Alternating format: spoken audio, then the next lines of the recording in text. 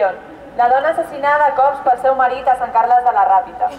I fer soroll per les ja 37 víctimes de violència de gènere que portem en aquest 2012. Pensem que no s'ha de fer cap minut de silenci. El silenci, precisament, és el que sobra quan parlem de violències masclistes.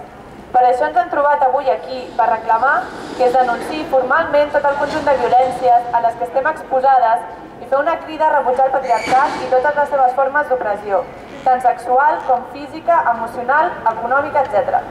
L'actual ministra de Sanitat, Serveis Socials i Igualtat, Ana Mato, reclama la importància de denunciar els agressors i combatre aquests actes sota el lema tolerància zero, atacant els símptomes sense qüestionar-se la malaltia, com en altres circumstàncies s'ha fet quan es vol camuflar el problema d'arrel. Aquí podem observar com d'important és la ideologia, ja que les causes, l'anàlisi i les seves corresponents solucions i maneres de posar-les en pràctica difereixen molt.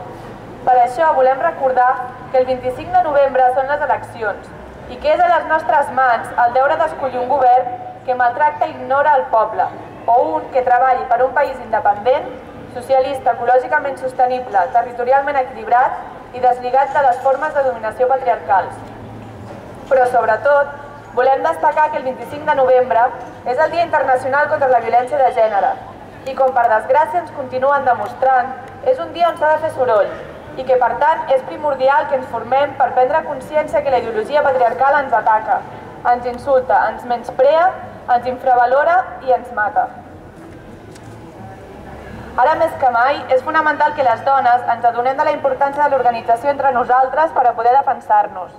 En aquests contextos és quan el feminisme pren més sentit que mai, perquè si nosaltres no ho fem, no ho farà ningú.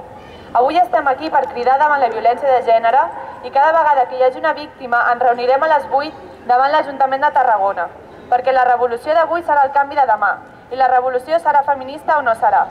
Cap silenci davant les violències de gènere.